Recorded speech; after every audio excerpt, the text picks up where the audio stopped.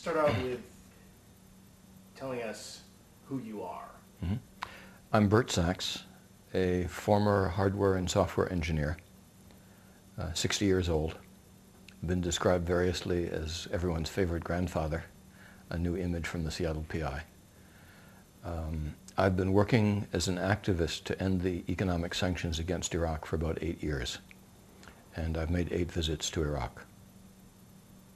How did you get involved with the issues surrounding the people of Iraq? About 8 years ago, I had to make a trip back to Boston, and I went to Harvard School of Public Health and tracked down a woman who was on what was called the Harvard Study Team, or the International Study Team, that went to Iraq in '91. The reason I did that was because in the summer of '91, there was a report in the Washington Post that had a big impact on me. One of the things it said was that this group had estimated that 170,000 children were going to die. And that shocked me. That was more children than the soldiers that the Pentagon claimed we killed, we slaughtered. I got the name of a woman who is Sarah Zaidi, who has worked with the UN for years, and called her up in New York, and she said, what's going on in Iraq then is still going on. She told me to read the New England Journal of Medicine, the issue from September 1992. And I went to the medical library at the University of Washington, got that out, and was stunned. It's a report that says 3 things. It says, because of the Gulf War deliberate bombing of Iraq's civilian infrastructure, most particularly electrical generating plants up and down the country. 2, there are epidemics of waterborne diseases. And 3, because of those diseases, the number of excess deaths of children under the age of 5 in Iraq totaled 46,900 children from January to August of '91. That's an amazing number. It's more children. It's about the same number of children as the Vietnam Veterans Wall of American soldiers. And these are under the age of 5. It's 5,862 kids every month on average. When that came out in 1992, it got almost no coverage. I went using LexisNexis and the top newspapers in the country and found only 5% of them had any significant coverage beyond either a small news clip or nothing, reporting on the deaths of 500,000 children, of 50,000 children. I just found myself jumping ahead of the story. Because we didn't pay any attention to that in 1992, in 1999, the next major study of the maternal and child mortality in Iraq came from UNICEF. And it said, if the declining mortality rate that had existed in 1990 continued for the next 8 years, rather than the great increase in mortality that happened, there would be 500,000 children in Iraq under 5 who would be alive today. In that story, well, it did get some coverage. The number of 500,000 children was largely missing from all the reports I've read. In fact, I can't think of a single newspaper where it was reported on the following day in the coverage. Not the New York Times, not the Seattle papers. And much worse than that, the Wall Street Journal covered that whole report in 2 sentences. It doesn't even appear in the index of the Wall Street Journal. The report of 500,000 children's deaths isn't even a news story. It's 2 sentences. The second sentence is even false. It's technically true. The second sentence says, the U.S. State Department or the U.S. government claims that these deaths are because the Iraqi government and Saddam Hussein withhold medicines and food from their people. I say that statement is not, it's true that the U.S. government says that, but that is the cause of the deaths is not true. All 3 of the UN heads of the Oil for Food program in Iraq deny this claim. And it's their job to oversee the program with 1,500 inspectors that monitor all the food and medicine coming in. It's almost as if it doesn't matter The government in this country and in the UK continue to say whatever they want. And the media, by and large, continues to print what the government says without in any way checking, not from the government of Iraq, but from the United Nations that's running the program. So that's kind of the history from 92 to 99 of a terrible human rights abuse going on in a country where we have been deliberately creating the conditions for and maintaining conditions that cause the death of thousands of children every month for the purpose of coercion. It's not only obvious from the facts, but we said we were doing that. In 1991, going back to that Washington Post article that affected me so much, that I've saved, there are two quotes from US Pentagon planners who were planning the bombing after the war. One of them is named, his name is Colonel John Warden. He said, we bombed the infrastructure, the electrical plants, because it gave us, quote, long-term leverage on the government of Iraq, end quote. The other planner said, people said that we didn't know what effect it would have on the water and sewage systems of Iraq. That's not true. We knew what effect. What were we trying to do with the sanctions? What we were doing by destroying civilian infrastructure was to accelerate the effect of the sanctions, end quote. If you can make those concepts real to yourself by reading the reports that are posted on our website or in a lot of places of people that have gone there and seen what is happening, what you see is children dying of diarrhea. You will see babies who have died in incubators in hospitals because there's no electricity. You'll know there were patients that had to be taken out of hospitals because there's no electricity.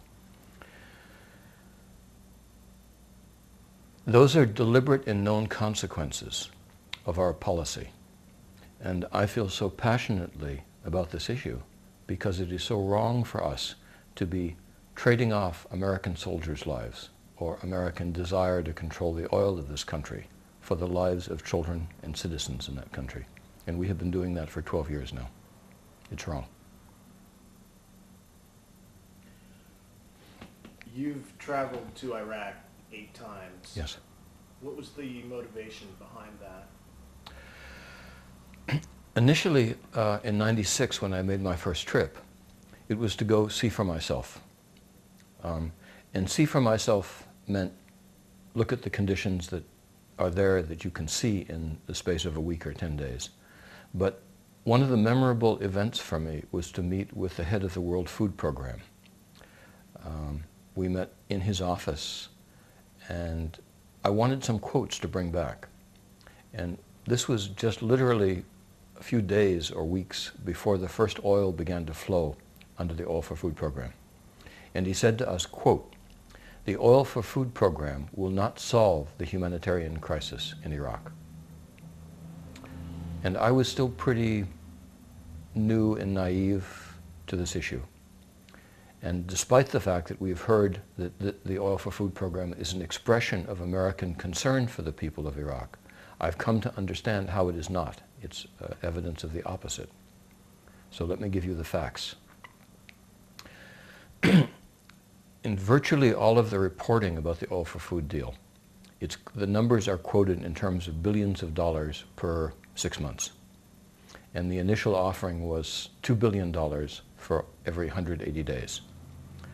Unless you have run immense human aid programs, you have no, and even then you need to know the basic statistics. You have no idea if that's adequate, excessive, or too little.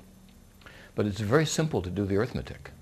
And the man who did that for us was, first in my experience, who actually gave me the numbers, was the second head of the Oil for Food Program, Hans von Spanek.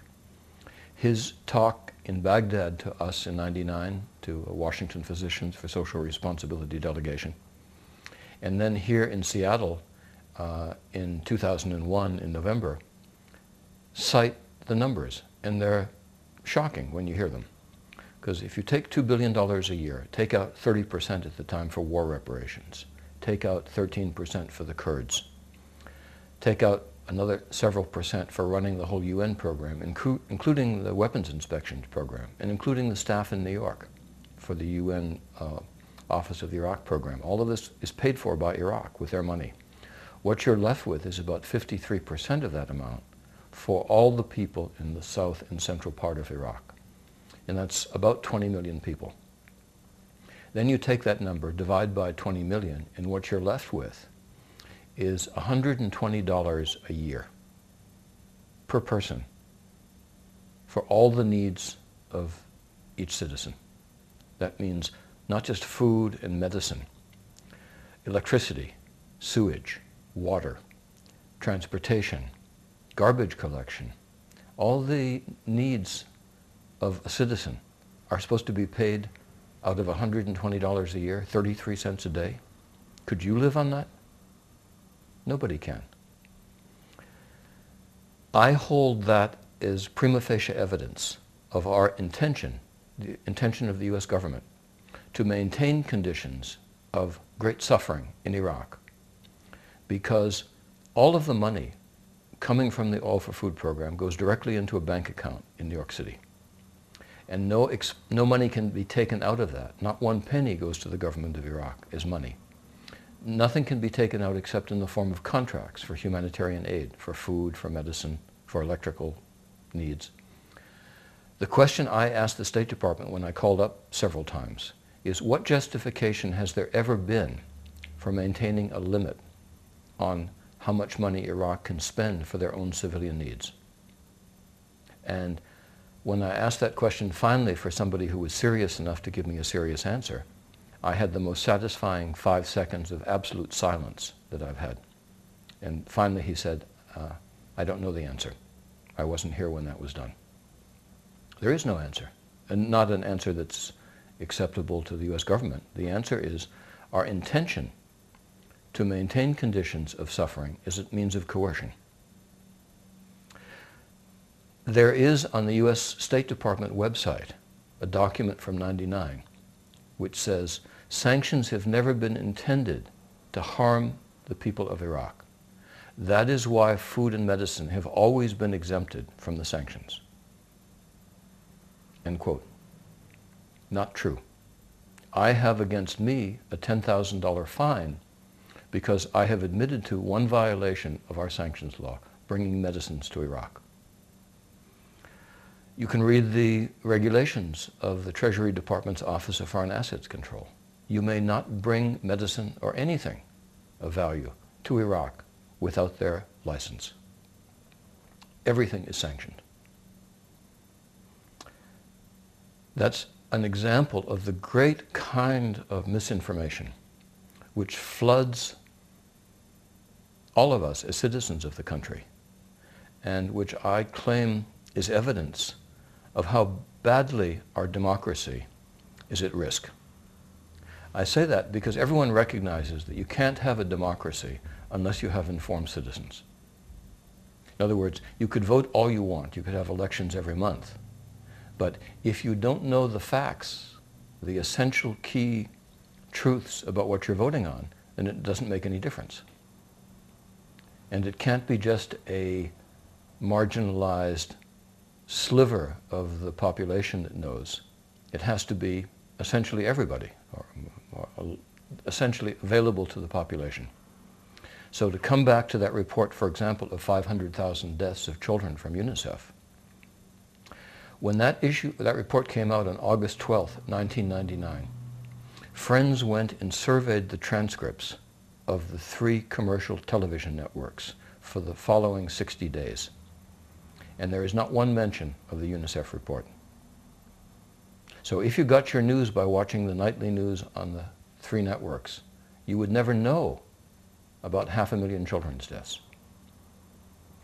And worse than that, one of the networks took the time to do a comical story from Baghdad about people there having to sell their watches because of the conditions of impoverishment in that country.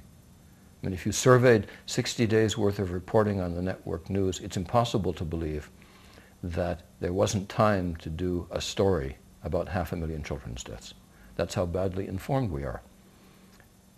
I don't want this to be taken as a generalization that all of the media is failing to behave responsibly. That's not true. And I'd like to cite a couple examples here in Seattle so people will know and appreciate. In 1999, the Seattle PI sent their foreign editor, Larry Johnson, and staff photographer Dan DeLong to Iraq with us. And they did a wonderful 8-page special report that's been reproduced 3 or 4 times to something like 20,000 copies now. We distributed it to everybody in Congress with the help of Representative Nethercutt and Senator Murray. That has been both one of the best things done about Iraq in the media and an example for other papers. So the Hartford Courant and other papers have sent reporters to do something similar.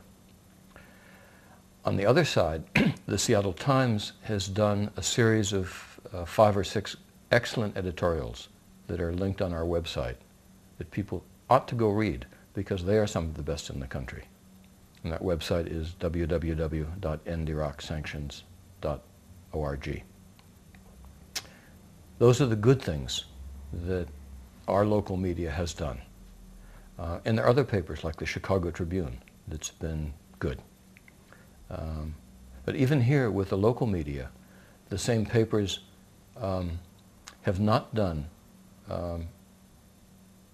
good, responsible reporting, I would say. On the news side, where the Seattle Times has failed in many opportunities to report the statistics that we can make available to them that are there and well known, and instead covered the story the way the wire services cover it, simply taking the wire service that says something like sanctions cause suffering of the Iraqi people, or even worse, Saddam Hussein claims that they cause suffering, instead of reporting that sanctions are contributing to the deaths of thousands of children and cite the numbers. That's a failing, and it contributes to the death of those children because the readers of the Seattle Times don't know that, don't know the facts. On the other side, the PI has failed to meet with the 4 times we have brought Dennis Halliday and Hans von Spanik to town, former UN heads of the Oil for Food program, and has done, sadly, a rather misinformed editorial that we're able to respond to with a very fine op-ed piece by Kate Flaumer, former U.S. federal attorney here. So it's a struggle, but it's an essential struggle, I think, to have the media behave more correctly. And one way is to work directly with the mainstream media. Another is through something that I support very much, which is independent media, whether it's the Indie Media Organization or whether it's public access TV or whether it's publications that come out, like Real Change, for example, did a cover story about Iraq a few months ago. And that was fine. We educated, well, 18,000 people, I think, was the circulation of Real Change. Good for them, good for Adam Holdorf, good for the paper.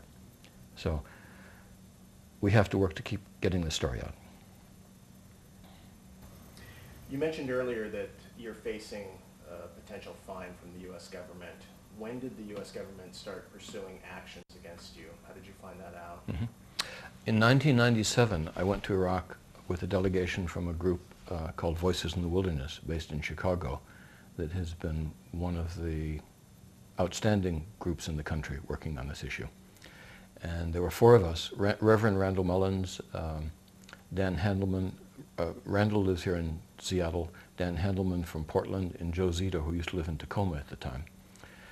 4 of us went to Iraq. We took with us about $40,000 of donated medicines. When we came back through customs, landing in Detroit, the customs people took us aside, confiscated from us videotapes, film, notebooks, and 2 small presents that Randall had brought for his children, and asked for statements from us. They were, in one respect, with me at least, they took us individually, very good. They told me I had no obligation to say anything to them.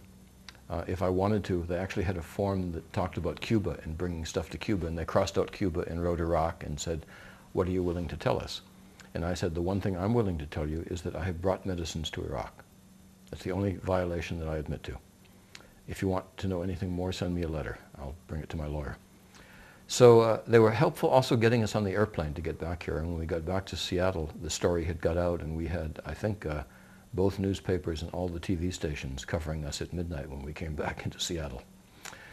That was 1997 in December, and it took a year before we heard anything else. And in 1998, the four of us and Kathy Kelly for Voices in the Wilderness received what's called a pre-penalty notice.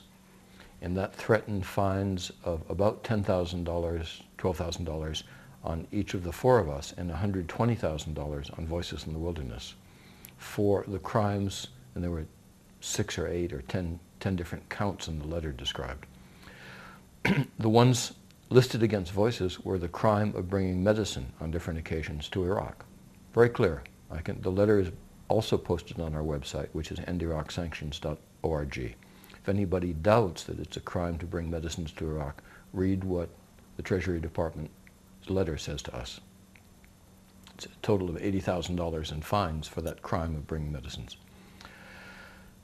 We all replied, and one of the very good replies came from the professor of international law, I think is his title. His name is Richard Falk.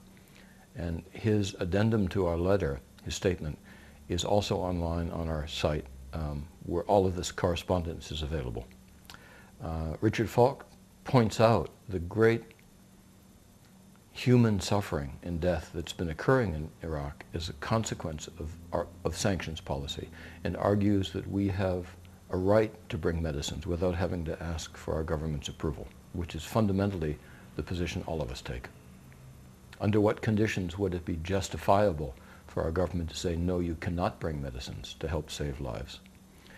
And in what possible way can bringing antibiotics and cough medicines threaten American national security? I think the opposite is clearly true, that by denying those medicines, we create great anger and understandable bitterness, frustration towards the American government's policy. Okay. 1998 went by, and then we had all responded and heard nothing. And from 98 until I got back on my very last trip, which was the end of May, nothing.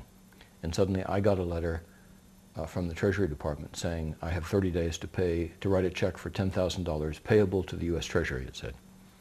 And I just learned yesterday that Reverend Randall Mullins received a letter for the same amount. So there are now 2 of us in the country. As far as we know, we are the first people, and the only one so far, who've been fined for our travel to Iraq, and essentially for the reason we go, which is to bring medicines. And there's another interesting point, and for bringing information back. And the letter to us, go read it, makes clear that the U.S. government holds it's a crime, it's a violation of U.S. Treasury law, to bring videotape from Jordan into Iraq, to take pictures, and then to export that same videotape that we didn't buy in Iraq back out of the country of Iraq. In other words, to bring intellectual property, to bring information, to bring the interview with the people that we meet with back to this country. And the federal government confiscated those videotapes, and it took 2 years in the ACLU action against the government to get those tapes and notebooks even back.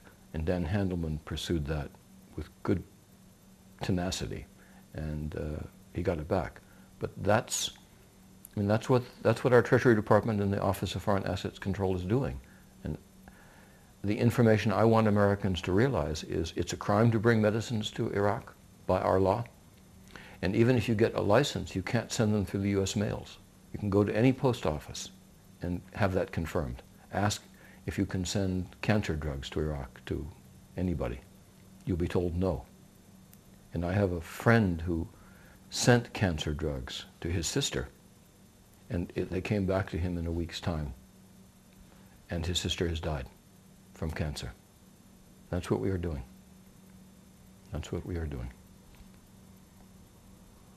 So those are the reasons why I'm proud to say I will not pay the fine to my government, because I hold that I have not only a right to do these things, but I have an obligation And we have not only American professors of law, such as George Bisharat, whose article called "Sanctions Are Genocide," posted on our website, printed in the Seattle PI, and a 45-page article published in a law magazine of his just recently.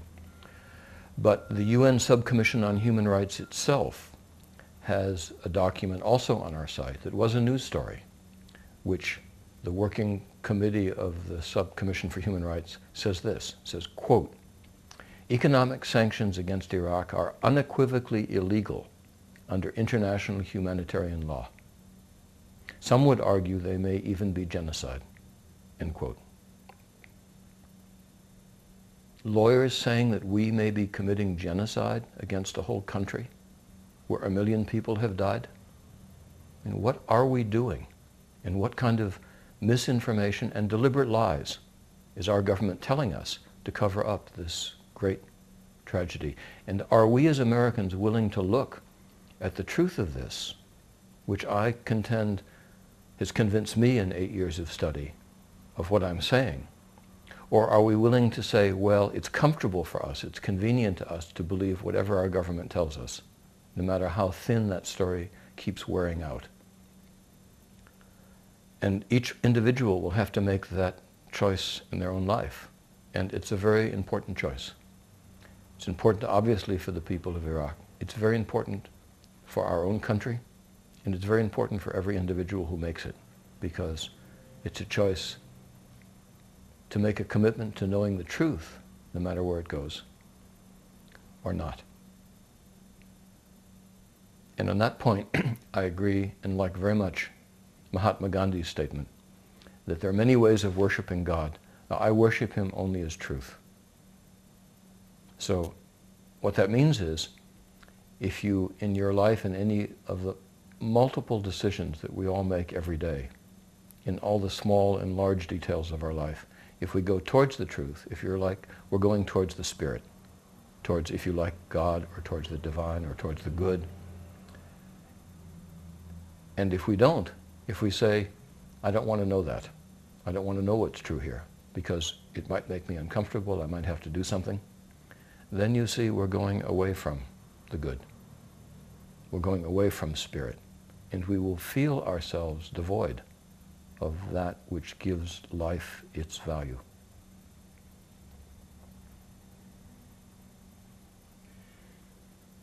Since the fine was levied against you, the media has been picking up this story, it appears, so far. What's been the public reaction to the stories that people have heard? Yeah. I would say overwhelmingly, for me, it has been exceedingly heartening. I have got emails and letters, even phone calls from people that have looked me up in the phone book. I'm in the phone book, the only Bert Sachs in Seattle. And people I don't know at all, who just read the story in the Seattle PI, or people in Australia who saw it on Common Dreams website, or who read our press release from the Institute for Public Accuracy, with a great quote by Howard Zinn at the beginning. People have heard about this and wanted to lend their support. The fact that there's so many people from around the country and around the world, actually, Australia and the UK and Geneva and where else?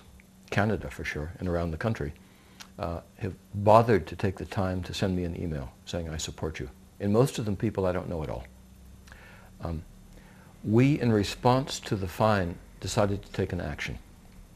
And the action we've offered to people, trying to be creative and make the point that we need to make, have issued a declaration called Declaration 2002. And what it asks is for 1,000 people to each give $10, not to pay the fine, but to buy another $10,000 worth of medicines, which we intend to send back to Iraq without asking our government's approval. Everyone that does that, if they wish to put their name on it, will be doing it in the same way that we do. There's a clear statement that we hold our government does not have authority to tell us when we may send medicines to save lives. And the response to that has been also overwhelmingly positive. The Voices office has gotten about 50 letters a day in just the first week of this action. So we're already at probably now over 300 names. And we've already reached the level of $10,000 in donations. Some people have given hundreds, and there's a man from Seattle who's given $2,000. So you hear those stories and you feel, yes, there is out there what we so often don't have any sense of from the media. People who will hear a story and will be touched by it and will say, I have to do something. Enough is enough for me. This is a chance for me to take some action, and I will. And it may be sending $10 anonymously, or it may be sending $2,000 with their name. And that gives me a lot of heart to see that happening. The fact that we've reached the limit does not mean that people shouldn't take the action. I encourage everyone, both because I think we'll do this more than once. I think that we may send the medicines, it's not clear yet, in August, and we may do it again in the fall. And secondly, I agree also with one of my examples and heroes of how to do this kind of work, Mahatma Gandhi, who said, it may seem very insignificant what you do, but that you do it is very significant. It's very important for you to do it, whatever actions you take. So the way to find out about this is, again, to go to our website, endiraqsanctions.org, and right at the top you'll see a story about the fine and what you can do, and click there and you'll go right to the Declaration 2002. Or if you want to go to the Voices website, that's www.vitw.org. Tell me about your reaction to when you received this letter from the U.S. government. I just come back from Iraq, and there was a certified notice from the post office telling me that I had a letter I had to pick up. And it didn't say from whom, but the only people that send me certified mail is the Treasury Department. And I could feel my own fear rising. And I went down and got the letter and opened it, and it was a notice saying I had 30 days to write them a check for $10,000.